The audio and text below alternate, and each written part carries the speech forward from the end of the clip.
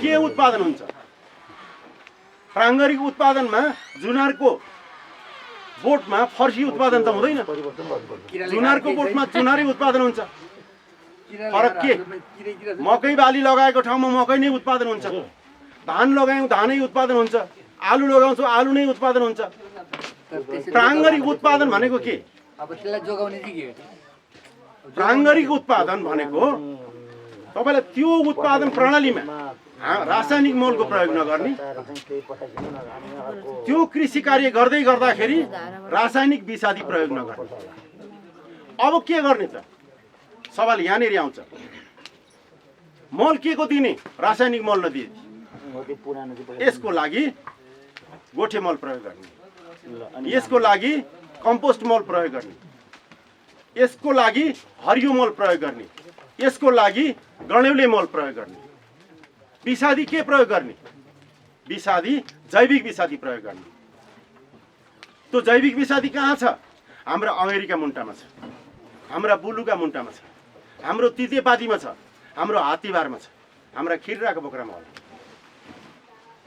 यसको खोजी गर्न पर्यो, यसको लागि प्रशिक्षक ल्याउन पर्यो, त्यो उत्पादन तरिका बनाउनु पर्यो, मल कसरी तयार हुन्छ यसको जानकारी लिन पर्यो। हामीले घर घरमा वस्तु पालेका छौँ, त्यो वस्तु पाल्दै गर्दाखेरि त्यो वस्तुको जुन गोबर छ यसलाई हामीले मलको रूपमा प्रयोग गर्छौँ। त्यो गोबर कति बेर प्रयोग गर्ने हामीलाई थाहा छ। भोलिपल्ट मकै छर्नु छ भने आज लगेर हामीले त्यो आलो गोबर छरिदिने गरेका छौँ कि? बारीमा लगेर वस्तु बाँधेर मलेको र खाल्टामा मल तयार पारेकोमा फरक के? प्रयोग कति हुन्छ? अबको दिनमा यो प्राङ्गारिक उत्पादन हुँदै गर्दा म समग्र तपाईँहरू सबैलाई आग्रह गरौँ, कम्पोस्ट मल बिक्री हुनु पर्यो यो ठाउँमा। कम्पोस्ट मल कसरी बनाउने त्यो तरिका जान्नु पर्यो। प्रत्येक घरमा कम्पोस्ट मल बनाउनु पर्यो, चाहे खाल्टामा बनाउनुहोस् चाहे ढेकुरो लाएर बनाउनुहोस्। त्यसको बनाउने तरिका के छ? अहिले पनि हामी डोकामा मल किन्ने प्रचलन अहिले सुरु भइसकेको अवस्थामा अब त्यो मल बोरा बोरामा अहिले बालुवा किनेर घर बनाए चाहिँ गरेर, गिटी किनेर बोरा बोरामा गिटी किनेर घर बनाए चाहिँ गरेर बोरा बोरामा मल बिक्री हुन सकोस्। त्यो मल कसैले उत्पादन गर्नुहोस्, टोल टोलमा कोही कोहीले उत्पादन गर्नुहोस्। मान्छे सुखी हुँदैछ, हातमा ठेला कम उठाउँदैछ, पैसा अलि बढी कमाउँदैछ, जहीँ त्यहीँबाट गएर ल्याए पनि हाम्रो त्यो मल प्रयोग हुन्छ। त्यो मल बनाउनका लागि सधैँभरि स्याउलेको मात्रै आवश्यक पर्दैन। हामी जहिले तहिले हरियो स्याउला मात्रै लगाएर मल बनायौँ कि त्यो मल अलिक कमजोर भयो कि त्यसमा अरू पदार्थहरू के राख्नु पर्थ्यो, ती कुराहरू राखेनौँ कि अब हाम्रो यहाँ कृषि प्राविधिक हुनुहुन्छ, सहजकर्ता हुनुहुन्छ, उहाँबाट सम्भव भएन भनेदेखि यो कस्तो प्रकारको प्रशिक्षक आवश्यक पर्यो, के का लागि आवश्यक पर्यो त्यो उपलब्ध गराउने जिम्मा गाउँपालिकाको। हामी कृषि तालिम अन्तर्गत गराउँछौँ, तर हामी तालिम के का लागि लिँदैछौँ? त्यो तालिम त्यो दिनको भत्ताका लागि। त्यो तालिम फर्केर आइसकेपछि जानेको एउटा, गरिरहेको जुन छ त्यही। त्यो तरिकालाई हो भनेदेखि त्यसले काम गरिरहेको छैन। तर मलाई लाग्छ यो खिचिदिएमा गाउँपालिकाको, मैले वडा छुट्याउँदिनँ, हामी समग्र रगनीका रगनीमा जसले तालिम लिनुभएको छ, एउटा वडाबाट तीनजनालाई हामीले कृषिमा तालिम दिलायौँ। तीनजनाले तालिम लिँदै गर्दाखेरि थोरै भयो होला, तर समग्र खिचिदिएमा गाउँपालिकाको 27 जना मान्छेलाई तालिम दिँदाखेरि निकै नै भयो होला। त्यो तालिम के का उद्देश्यले थियो? त्यो तालिम लिइसकेपछि तालिम लिने जो हुनुहुन्छ उहाँहरूले प्रत्येक समूह प्रत्येक कृषकलाई बात मार्दाखेरि भत्ता पाउँदा मात्रै त्यो कुरा सिकाउने होइन, तालिम लिन जाँदा मात्रै कुरो सिक्ने होइन। त तीनजना एउटा वडामा हुनुहुन्छ भनेदेखि उहाँहरू होस् अथवा अरू कोही होस्, उहाँहरूसँग सोधेर के कसरी गरिन्छ यो प्रणालीमा। मेरो खोर्सानीलाई यस्तो रोग लागिरहेको छ, मैले लगाएको बालीमा यो असर देखा पर्यो, यो बाली कसरी लगाउने, यी बारेमा हाम्रो कृषि शाखामा या हामीले प्रशिक्षकका रूपमा तयार पारेका जो व्यक्तिहरू हुनुहुन्छ उहाँहरूसँग सोधखोज गरेर पनि अगाडि बढ्नु पर्यो। कृषकहरू सधैँभरि खोजेर आउनुहुन्न, फापेर नफापेको कुरा गर्नुहुन्छ। यो बिउ फापेन भन्नुहुन्छ, अर्को बिउ फापो भन्नुहुन्छ। हाम्रो कृषकको ज्ञान त्यतिसम्म छ। त्यही कुरा नहोस् भनेर अनि हामीले जसले तालिम लिएका छौँ हामीले सम्झाइदिनु पर्यो। फाप्ने र नफाप्ने के कारणले फापेन? माटो सुहाउँदो भएन कि, बिउको उमेर पुगेन कि रोप्नुभन्दा अगाडि? यी कुराको जानकारी छ। त्यत्रो लगानी गरेर उत्पादन गरेका छौँ। तपाईँहरू जति उत्पादन हुनुभएको छ, उत्पादन भएका मध्येमा सबभन्दा बढी उपयोग भइरहेको ठाउँ भनेको रगनी हो। त्यसैले पनि रगनी छनौट गरिएको। जति कृषकहरू हुनुहुन्छ सबभन्दा बढी उत्पादनमा लागिरहनु भएको रगनीबाटै हो। माथिल्लो भेगमा छ के का लागि छ भने पुरै त्यो आलु खेतीको लागि, सघन खेतीको लागि। एकैपटक काम गर्यो अनि फेरि पछाडि एकैचोटि भित्रिआयो।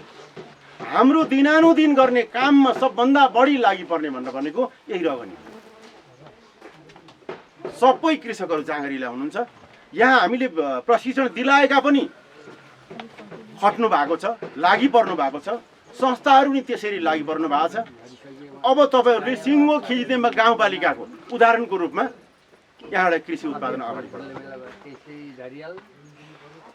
त्यसका लागि के कार्यक्रमहरू अगाडि बढाउनुपर्छ, ती कार्यक्रमहरू यहाँहरूको माग अनुसार हुन्छ। तर हामी यो सामग्री आज वितरण गर्दैछौँ। यो सामग्री वितरण गरेर के का लागि गर्दैछौँ? यहाँ प्रत्येक घरमा एक एकवटा टनेल पुगिसकेको अवस्था छ। खिचिदेमा गाउँपालिकाका कृषकको घरमा चाहिँ लगभग एउटा टनेल चाहिँ सबैको घरमा पुगिसकेको अवस्था छ। तर त्यो टनेलको प्रयोग हामीले कहाँ गर्दै थियौँ योभन्दा अगाडि? यो पछिल्लो चरणमा यसको सदुपयोग भएको छ, खुसी लागेको छ। यहाँ मात्रै होइन, 9 नम्बर वडामा, 8 नम्बर वडामा, लेकाली भेगमा मान्छे बस्ने जस्तो टनेल बनाएको छ। मैले सामाजिक सञ्जालमा नि प्रसारण गरेको छु। असाध्यै आकर्षक, राम्रो। कम्तीमा हामीले बिक्री गर्न सकेनौँ भने पनि हाम्रो घरको उपयोगको लागि त त्यो करेसाबारी काम लाग्यो, हाम्रो स्वास्थ्यको लागि त काम लाग्यो। तर धेरैले त त्यो व्यावसायिक रूपमा गरिरहनु भएको छ। भनेपछि अहिले सदुपयोग भइरहेको छ। यो सदुपयोगलाई अगाडि बढाउँदै लिएर जानुहोस्। बजारीकरणको लागि नेपाल अधिराज्यभरि एउटा मात्र प्रदेश छनौट भएको छ स्विस सरकारबाट। त्यो 1 नम्बर प्रदेश हो, हाम्रो प्रदेश। यहाँ 20-25 अर्बको बजेट स्विस सरकारले नेपालमा लगानी गर्ने जुन बजेट छ कृषिमा, त्यो बजेट 1 नम्बर क्षेत्र मात्रै छानेर कार्यक्रम सुरु गरिरहेको छ। त्यो बजेट अन्तर्गत कृषि बजारीकरणको कार्यक्रम गरिन्छ।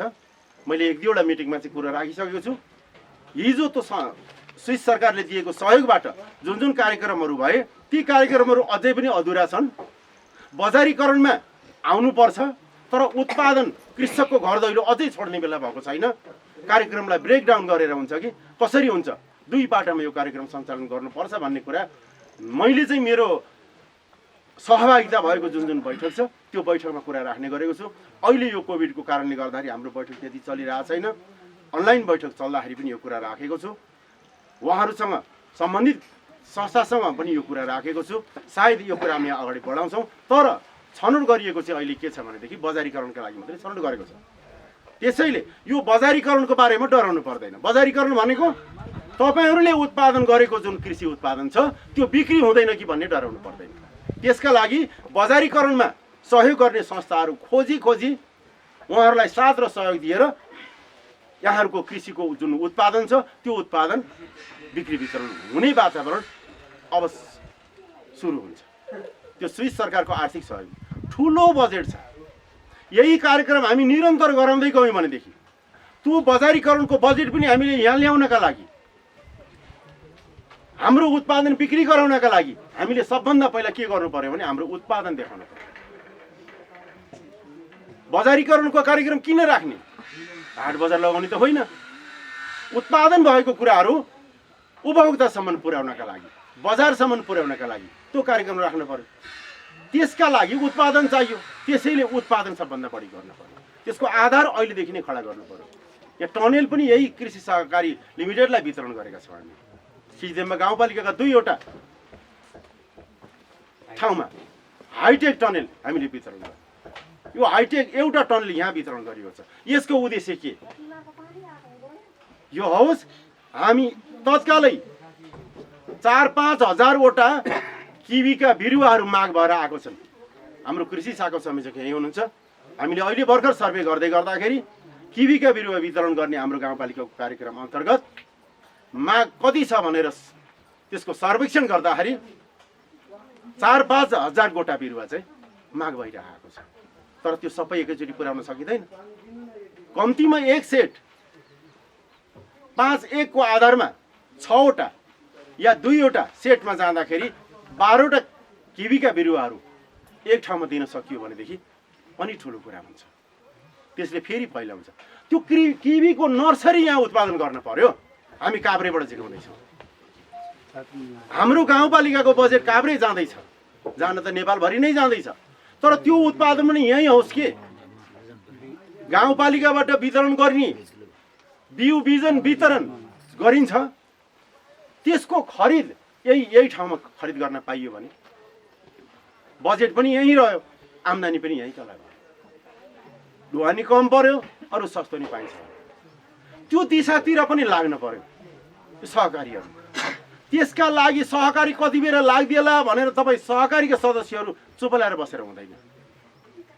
तपाईँहरूको नि साथ र सहयोग चाहियो नि। प्रत्येक घरबाट आफूले, प्रत्येक कृषकबाट आफूले कति कति लगानी गर्न सकिन्छ। मेरो घर मुनि एउटा करेसाबारी बन्छ भने म एक्लैले गर्नुपर्ने ठाउँमा 1000 रुपियाँसम्म मैले दिन तयार छु भनेर भन्दै गर्दा अरू 2000 रुपियाँ त अनुदानमा आउला नि।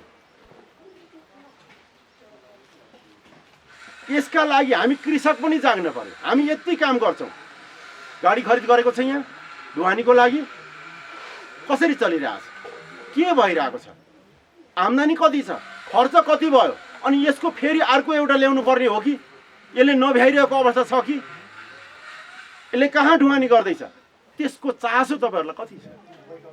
अब अरू थप के गर्नुपर्छ?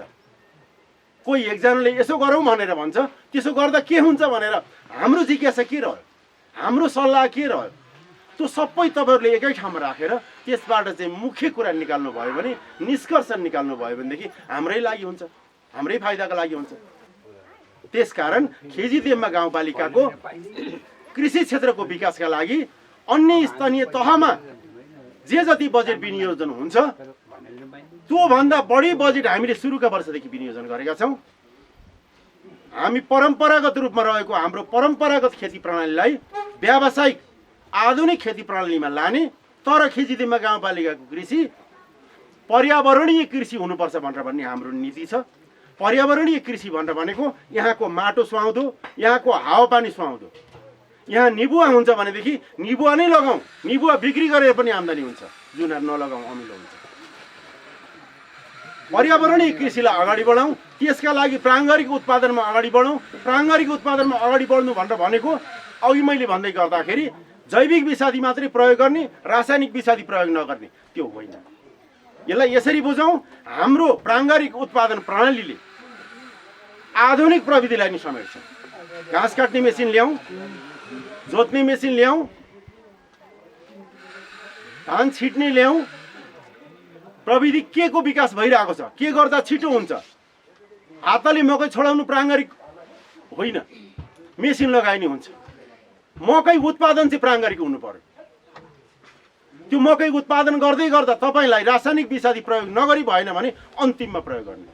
तर कति गर्ने, त्यो गरिसकेपछि कति समयमा त्यो फल लिने, कति समयमा त्यसको उपभोग गर्ने, त्यसको ज्ञान प्राप्त गरेर रासायनिक विषादी नै प्रयोग गर्नुपर्छ। यो गर्दै नगर्ने होइन, विश्वले प्रयोग गरिरहेको चिज हामीले प्रयोग नगर्ने भन्ने होइन।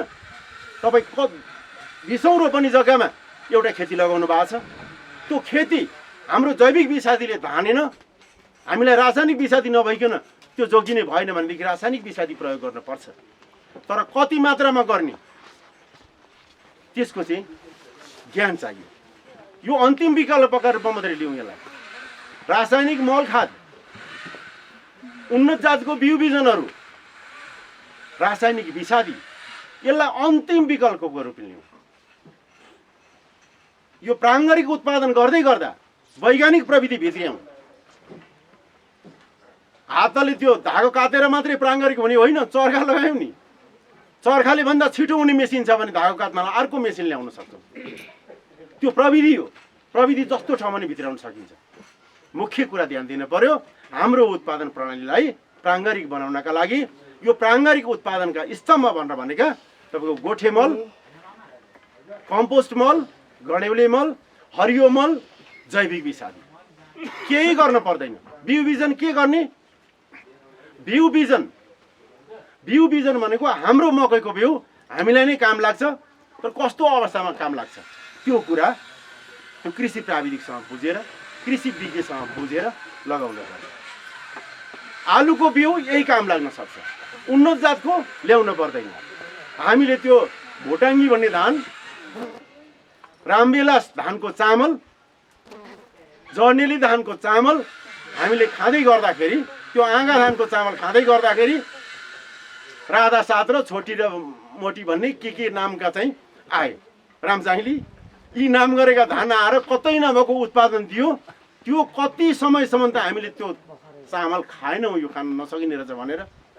तर पछि त्यसैमा बानी पर्यो। अहिले त्यही आँगा धान, यही खस्रुपट्टि धानलाई मार्सी धान भनेर, मार्सी धानको चामल भनेर कत्रा बडेमानका मान्छेहरूले खाएर भाइरल गराए हाम्रै उत्पादनका कुराहरू। त्यसलाई हामीले सुधार्न नसकेको मात्रै हो, अरू केही पनि होइन। हामीले अँगालाभरिको हलो बनायौँ, अब त्यो चाहिँ प्राङ्गारिक हुने। अहिले फलामको हलो प्रयोग गरौँ भने प्राङ्गारिक नहुने भन्ने कुरा होइन। यन्त्र उपकरणले केही फरक पार्दैन। केवल रासायनिक मल खाद, रासायनिक विषादीको प्रयोग नगरिकन गर्न पर्यो भने नि अन्तिममा त्यो बिरुवा जोगाउनका लागि केही सिप लागेन भने मात्रै। जस्तै हामी अस्पतालमा उपचार गर्ने, अन्तिममा बाँच्छ भनेदेखि झाँक्रीकै छेउमा जाउँ न त भन्ने जस्तो। बचाउँदैनन् हामी झाँक्रीले बचाउन त, तर विश्वासको कुरा हो त्यहीँ जाउँ न त भनेर भनेको जस्तै गरी अन्तत हामीले रासायनिक मलखाद अनि रासायनिक विषादीको प्रयोग गर्न अन्तिममा मात्रै जाने गरी हामीले उत्पादन प्रणाली अगाडि बढायौँ भनेदेखि हाम्रो प्राङ्गारिक उत्पादन हुन्छ। यो प्राङ्गारिक उत्पादन हुने भनेकै स्थानीय जातका खाद्यान्न बालीहरू, स्थानीय बिउ बिजनहरूको प्रयोग गर्ने, अनि यो मल खादको प्रयोग हाम्रै ठाउँमा परम्परादेखि गरिआएकोलाई सुधार गरेर अगाडि बढाउने। एक भारी मल लगाउनु पर्ने ठाउँमा एक पाथी मल भए नि पुग्छ नि। जसरी रासायनिक मललाई चम्चाले हालेर हामीले प्रयोग गऱ्यौँ, त्यसै गरी मुठीले एक कप मकैको फेदमा लगाउँदाखेरि मल पुग्ने गरी पनि कम्पोस्ट मल बन्न सक्छ, हरियो मल बन्न सक्छ। त्यो बनाउने तरिका भयो भने यसरी प्रणाली अगाडि बढ्छ यो कृषि प्रणाली।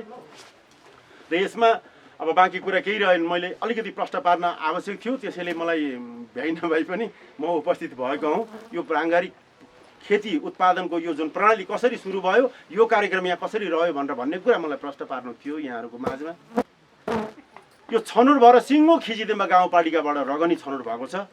इज्जत राख्नुपर्छ, एक दिन गरेर हुँदैन, निरन्तर गर्नुपर्छ। सिँचाइको व्यवस्था कसरी गराउन सकिन्छ, माटोलाई कसरी जहिले पनि खाली नरहिकन राख्न सकिन्छ, चक्रिय बाली कसरी लगाउन सकिन्छ, जैविक विषादी कसरी बनाउने, मल, कम्पोस्ट मल, गोठे मल कहिले प्रयोग गर्ने, कसरी प्रयोग गर्ने, यी सबै कुराका लागि हाम्रो यहाँ कृषि प्राविधिक हुनुहुन्छ। उहाँहरूले सहज गरिदिनुहुन्छ, सिकाइदिनुहुन्छ। यो गरेको कसैका लागि होइन, हाम्रै लागि हो भनेर मैले यसो गरेँ भनेर उदाहरण भन्नुहोस्। त्यो सामाजिक सञ्जालमा अगाडि बढेर आओस्। कृषिको क्षेत्रमा रगनीको ठुलो नाम छ। यो नाम कायम गर्दै यही वर्ष उत्पादन भएका यी जे सामग्रीहरू हामीले वितरण यहाँ हुन्छ अहिले, यी वितरण भएका सामग्रीहरूको उचित उपयोग गरेर जे सिकेको छ त्यसलाई व्यवहार हुन्छ। अन्तमा एउटा कुरा भन्छु, पढेर मात्रै काम लाग्दैन, पढेको कुरा ज्ञानको रूपमा लिनुपर्छ। पढेर ज्ञान भएन भनेर भनेदेखि त्यो पढाइको केही काम छैन। खाएर पचाउन सक्नुपर्छ।